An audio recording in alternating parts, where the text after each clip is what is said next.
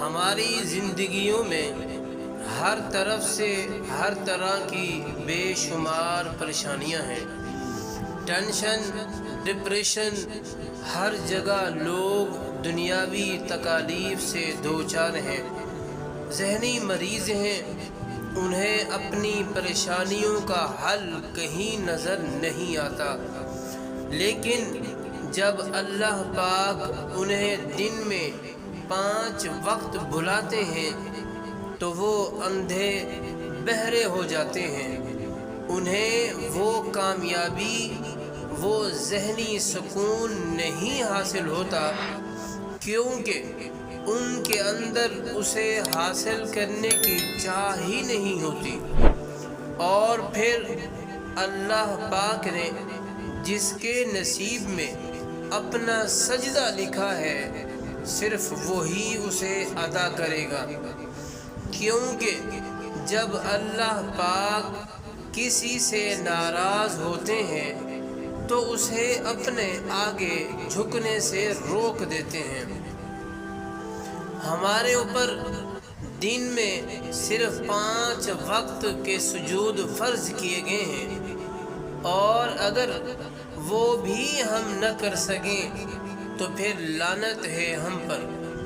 ہمیں دن میں صرف 5 وقت اس کے سامنے جانا ہے، اس کے آگے جھکنا ہے، اپنی ساری پریشانیاں، اپنے سارے غم اور اپنے سارے دکھ اسے بتانے ہیں۔ بے شک وہ سب جانتا ہے، لیکن وہ ہم سے سننا چاہتا ہے۔ وہ چاہتا ہے ہم ہمیشہ اس کی مدد مانگیں، اور بے شک وہ سنتا ہے، اور صرف وہی تو ہے جو ہماری سنتا ہے، جو ہماری سننے والا ہے، ہمیں کبھی نظر انداز نہیں کرتا۔ ہم سے ناراض بھی ہوتا ہے تو ہم سے رزق نہیں چھینتا، ہماری ہمیشہ حفاظت کرتا ہے، اور بے شک نماز ہی وہ عبادت ہے جو ہمارے دلوں کو سکون میں رکھتی ہے، اور ہماری دنیا اور آخرت کی کامیابی کا بھی ذریعہ ہے۔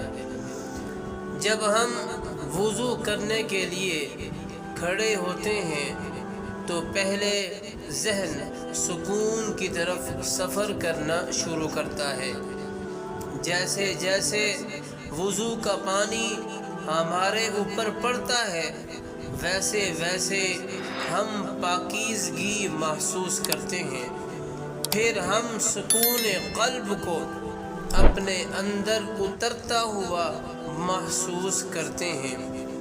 جب آہستہ آہستہ ہم وضو کے مراحل طے کرتے جاتے ہیں تو ہماری روح غسل کرنے لگتی ہے، اس پر لگے ہمارے کیے ہوئے گناہوں کے داغ دھلنے لگتے ہیں، ہمارے گناہ مٹنے لگتے ہیں، اور پھر جب ہم اس رب کے آگے جھکتے ہیں تو ہم اس سکون میں ہوتے ہیں جو بہت کم لوگوں کو نصیب ہوتا ہے۔ وہ سکون جس کو انسان پوری دنیا میں ڈھونڈتا ہے، وہ سکون جس کو اللہ پاک پہاڑوں کی اونچائی پہ رکھ رہے تھے، لیکن اللہ پاک نے اس سکون کو انسان کے دل میں رکھا تاکہ اسے ڈھونڈنے میں زیادہ مشکلیں نہ پیش آئیں۔